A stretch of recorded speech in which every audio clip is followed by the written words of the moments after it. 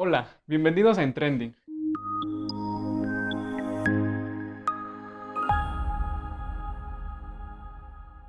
En este segundo programa estamos transmitiendo para ustedes desde nuestras casas, ya que continuamos en contingencia por COVID-19. Y desde aquí les estaremos informando de lo que es tendencia en las redes sociales con el hashtag Yo me quedo en casa. Y con esta misma tendencia les platicaremos sobre los beneficios que ha traído a la naturaleza este aislamiento social, porque nuestro planeta Tierra se está dando un respiro y lo agradece. En el reportaje de hoy les hablaremos de qué tan preparado está el sector salud mexicano para una posible pandemia. Y en la entrevista aprenderemos del impacto emocional que tenemos con esta cuarentena, además de fake news y recomendaciones. ¿Y ustedes saben de dónde y cómo surgió el hashtag Yo me quedo en casa? Ya lo has visto en Twitter, Facebook, Instagram, TikTok e incluso lo has escuchado en alguna plática. Hashtag Yo me quedo en casa. ¿Pero de dónde surge y con qué fin fue creado? Tras decretarse cuarentena en Italia por los numerosos casos de COVID-19, el distanciamiento social ha sido la medida más apropiada para evitar la propagación de este virus. El 11 de marzo apareció por primera vez el hashtag Yo me quedo en casa, una campaña lanzada en redes sociales para animar a las personas a unirse voluntariamente al aislamiento en el hogar. Rápidamente se convirtió en trending topic y desde entonces se ha usado masivamente en España e Hispanoamérica. Varias personalidades, como tus cantantes o artistas favoritos, medios de comunicación y hasta gobiernos, lo han utilizado para mostrar su apoyo a esta medida. Para llevarte esta cuarentena más soportable, bajo este hashtag ya se han hecho conciertos por live streaming, obras de teatro y algunos sitios han abierto sus catálogos de libros y películas para que tengas con qué pasar el rato. Incluso puedes tomar cursos de idiomas en línea. Imagínate terminar hablando chino después de la cuarentena. Súper chévere, ¿no? No solo hay consecuencias malas con esta pandemia, los animales y el medio ambiente se han beneficiado mucho. La calidad del aire y la contaminación han mejorado bastante como hace mucho tiempo no se veía. Sobre esto nos platica Jesús. En medio del caos político, económico y social que ha generado la pandemia del COVID-19, hay un actor mundial que parece verse beneficiado de la reducida actividad humana: el medio ambiente.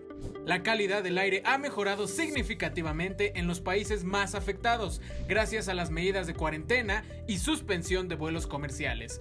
Datos del Centro de Investigación de Energía y Aire Limpio en Estados Unidos señalaron que China registró en febrero una caída del 25% en sus emisiones de dióxido de carbono en comparación con el mismo mes en 2019, lo cual equivale a una reducción de 150 millones de toneladas métricas de CO2. En contexto, esta es la misma cantidad que la ciudad de Nueva York emite en todo un año. Imágenes de la NASA y la Agencia Espacial Europea también demostraron un declive notorio en los niveles de dióxido de nitrógeno en el cielo chino. Este compuesto químico se emite principalmente por el uso de vehículos, plantas de energía e instalaciones industriales, actividades reducidas por la situación de cuarentena. Pero el aire del gigante rojo no ha sido el único beneficiado. La Agencia Espacial Europea notó una disminución de estas partículas en Italia, especialmente en la región norte de la península.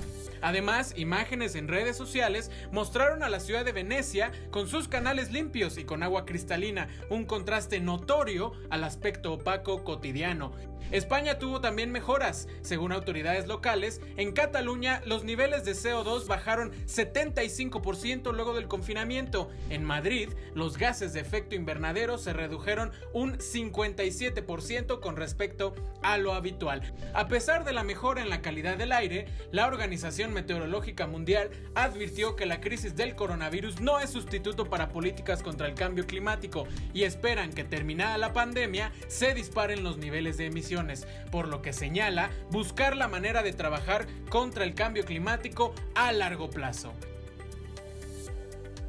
A pesar de que las cifras de personas contagiadas son bajas a comparación con otros países, el nivel sector salud hizo un llamado para quedarnos en casa y así poder evitar una pandemia nacional. Yadira nos cuenta más detalles en esa primera parte del reportaje. El llamado oficial para la población ha sido "Quédate en casa". Lo vocea Hugo López-Gatell para evitar la propagación del coronavirus, que sigue multiplicándose en nuestro país y se encamina hacia la fase 3 de la contingencia. El llamado que hacemos hoy a la sociedad mexicana es a una reflexión en donde quede muy claro que se requiere reforzar el cumplimiento real de estas medidas.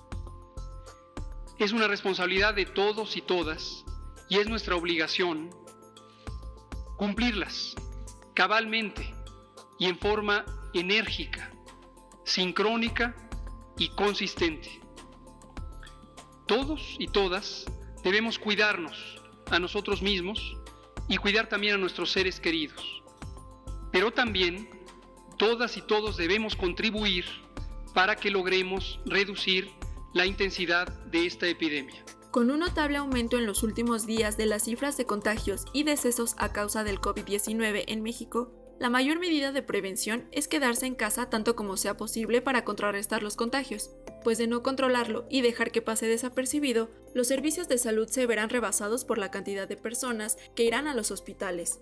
En otros países de Europa, que se ha convertido en el epicentro de la pandemia junto a Estados Unidos con el tercer lugar, se han visto en problemas por su falta de coordinación en estrategias públicas, pero también por la falta de equipos y materiales en su sistema de salud para atender a los pacientes con COVID-19. En este momento, México ha logrado controlar en buena medida el número de contagios y de decesos en el país gracias a la toma de decisiones tempranas. Por ello, la insistencia del subsecretario de Salud, Hugo López-Gatell, de quedarnos en casa de forma masiva. Entretanto, pese a que todavía no existe antídoto para esta enfermedad, la prueba para determinar si alguien es portador del coronavirus es una posibilidad que ayuda a monitorear estadísticamente los casos de contagios confirmados y descartar sospechas de algunos otros. Sin embargo, se recomienda realizar dicha prueba solo en caso de presentar los síntomas relacionados directamente al COVID-19, para evitar colapsar las atenciones que otorgan las unidades médicas, así como sus recursos. No importa tanto que se sepa si ya tiene si está probado que tenga el coronavirus o no. Lo que importa es que sea atendido en el grado de intensidad de su mal, de su problema. Entonces, yo creo que eso debe ser entendido. Es decir, el que la gente crea que porque le hacen una prueba de coronavirus, con eso va a servir como vacuna, de ninguna manera. Es más que nada porque es necesario que se conozca estadísticamente el número de casos positivos, y eso es para fines epidemiológicos y para la toma de medidas generales. La prueba se hace a través de un hisopo, tomando una muestra nasal y de la garganta para cultivarlo y posteriormente reconocer los resultados en 24 horas. Se pueden realizar en los 32 laboratorios estatales de salud pública de cada entidad, así como en los laboratorios de vigilancia epidemiológica del IMSS y de la UNAM.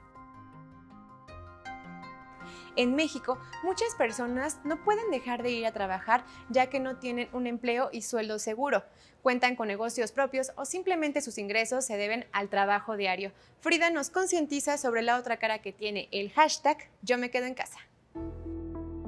Desde que se adoptó la medida de permanecer en casa para evitar más contagios del coronavirus, una problemática social ha salido a la luz. Mientras muchas personas comenzaron su confinamiento y reprendieron a aquellos que no estaban cumpliendo con la norma, en nuestro país la mayoría de las personas no tienen un trabajo formal y no pueden permitirse el privilegio de guardar la cuarentena. Según el INEGI, 30 millones de mexicanos dependen de la economía informal, aquella que no tiene un ingreso seguro, no cuenta con prestaciones ni servicios de salud y que provoca que las personas que la ejercen tengan que salir a la calle para buscar el ingreso y subsistir un día a la vez. En México, detenerse y no salir a trabajar no está dentro de las posibilidades de todos. La Encuesta Nacional de Ocupación y Empleo señala que al cuarto trimestre del 2019, el 56.2% de la población ocupada se encontró laborando dentro del sector informal. Hablamos de que poco más de la mitad de los trabajadores viven del ingreso diario.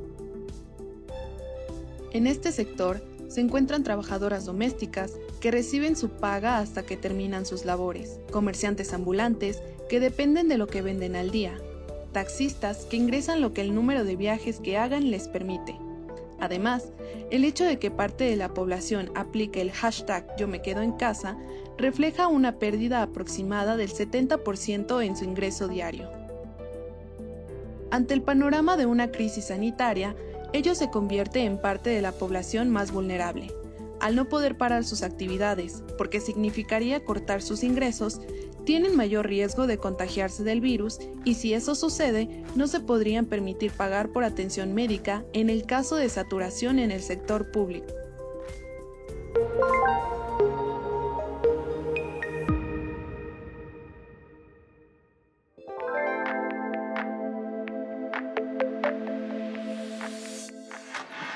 Aún en momentos complicados como estos que vivimos en la pandemia del COVID-19, existen personas y medios que se aprovechan de la situación para generar otras plagas, las llamadas fake news.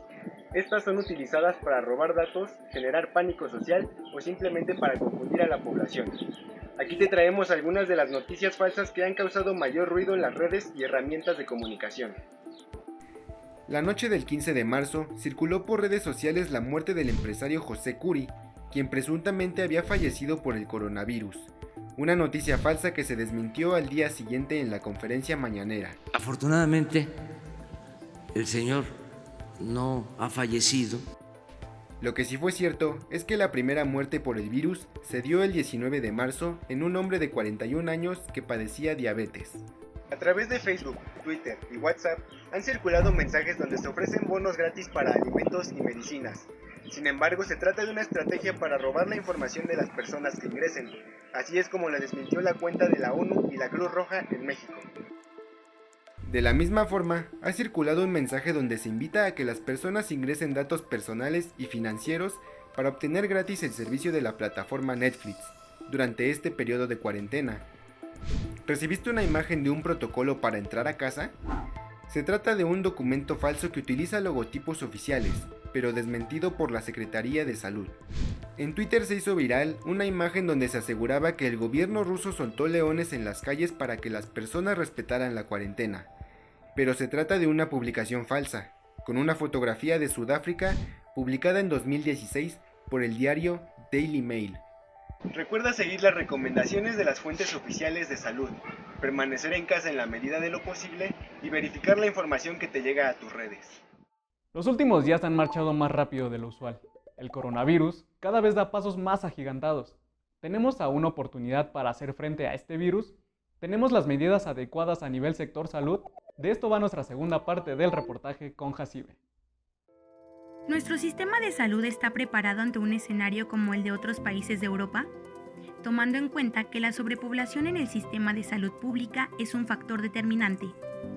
Según el INEGI, en México residen alrededor de 15.4 millones de personas de 60 años o más. 8.6 millones de personas padecen diabetes en la población mexicana de 20 años en adelante, al igual que se cuenta con un estimado de 15.2 millones de personas con hipertensión y con un porcentaje de adultos de 20 años y más con sobrepeso y obesidad, con 75.2%, según datos de la Encuesta Nacional de Salud y Nutrición, lo que pone en mayor riesgo a la población. Puede ser de distinta manera, puede ser de una agresividad y de un volumen enorme que rebase entonces cualquier previsión que se haya hecho en el sector salud y que podría sucederle lo mismo a cualquier nación. Entonces, por eso el tomar las medidas oportunas de aislamiento, etcétera, eso es lo que hace que se retarde el proceso de contagio a través de las gentes y por lo tanto lleguen los casos graves en menor número y eso permita que los recursos sean por lo menos menos insuficientes. Como ya sabemos, algunos de los síntomas que se presentan a causa del COVID-19 es la dificultad de respirar, lo que hace que se necesite oxígeno médico, ventiladores y otros equipos vitales. ¿México cuenta con lo necesario? De acuerdo con lo presentado en el último diagnóstico de existencia de equipos e insumos en servicios estatales de salud, se cuenta con 2.053 ventiladores, 5.335 monitores, 669 carros rojos o de reanimación. Para protección del personal médico en servicios estatales de salud, se cuenta con 4.361.525 guantes de exploración, 4.758.105 cubrebocas, 103.663 respiradores N95, 32.887 litros de alcohol gel al 70%. En los servicios estatales de salud se indicó que cuentan con 40.000 camas hospitalarias en unidades médicas, 160 camas en áreas de neumología, 61 consultorios de infectología y 643 salas de choque, y en general, en hospitales de la Secretaría de Salud, IMSS, ISSSTE y otros, con un total de 121.435 camas de hospitalización. Este equipo no solo corresponde a los casos de la pandemia, sino a todas las personas que requieren hospitalización, por lo que estos insumos y aparatos tendrán que ser divididos entre pacientes con COVID-19 y otro tipo de enfermedades. Las últimas semanas en diferentes dependencias y medios de comunicación se ha generado este debate, y un punto de acuerdo entre los expertos ha sido que aún en los hospitales del primer mundo el número de contagios sobrepasa las necesidades de cualquier sistema de salud. La respuesta no puede ser tan sencilla, y por eso queda abierta ante un escenario poco explorado y del que se aprende día a día, tomando de ejemplo a otros países que, comparados con el nuestro, existen muchas diferencias demográficas, económicas y políticas. ¿Qué otras medidas debe adoptar el gobierno mexicano para evitar una crisis sanitaria, aparte del quédate en casa y la heroína Susana distancia? Tal vez un paquete de materia económica que ayude a la población que por su condición se ve la necesidad de seguir saliendo a las calles para mantener una familia, lo cual se definirá en próximos días. Por ahora, la desmovilización masiva de la población es un factor determinante para la disminución de esta pandemia. Por ello, es importante adoptar una responsabilidad colectiva para cuidarnos en conjunto.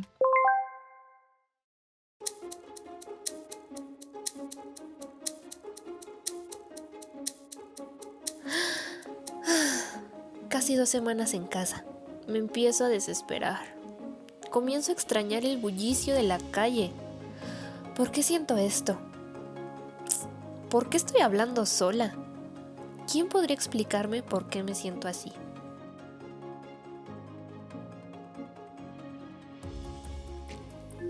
Doctor Benjamín, qué gusto poder platicar con usted aún a la distancia para que nos ayude a entender cómo este aislamiento social que estamos viviendo ahora desde nuestras casas, pues de alguna manera pudiera repercutir en nuestra salud mental.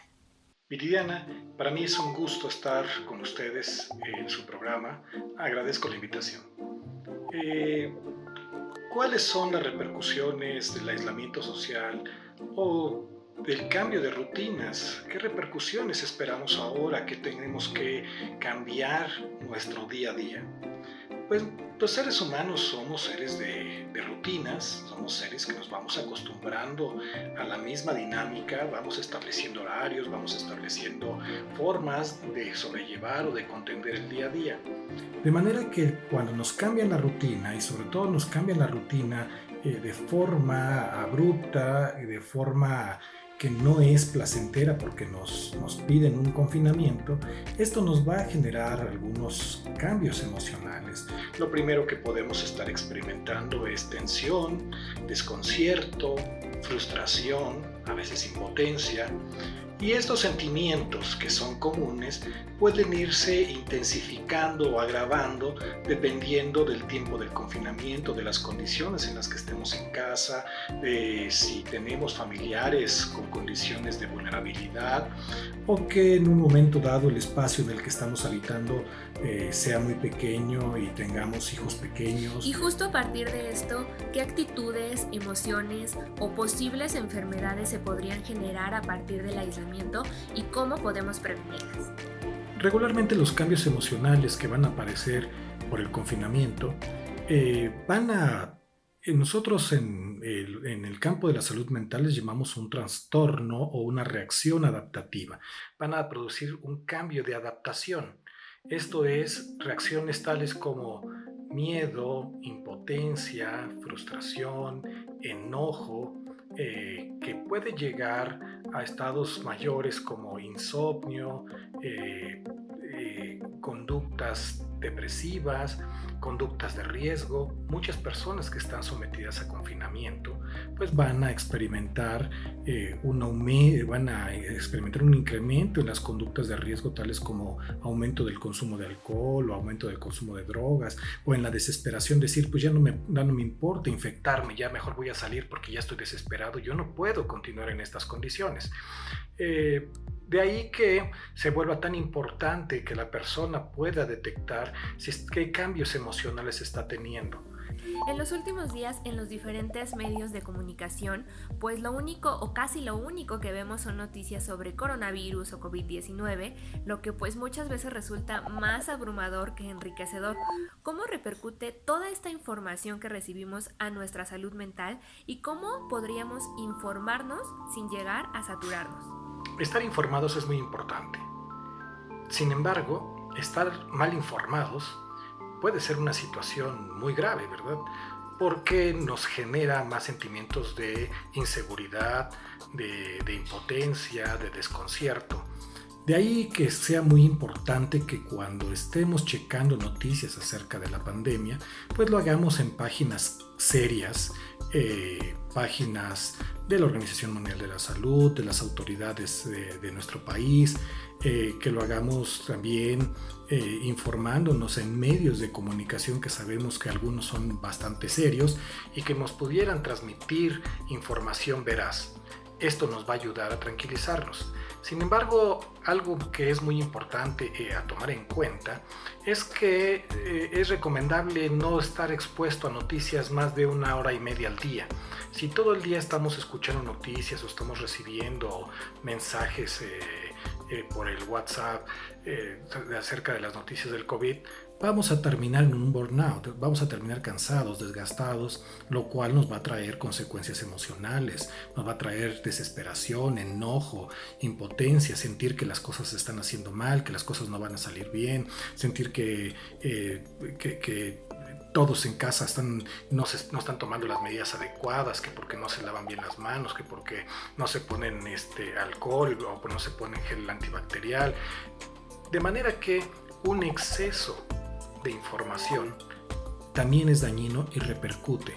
Por lo tanto, la sugerencia es no sobreexponernos, tener información veraz, oportuna y concreta, pero no una sobreexposición a la información.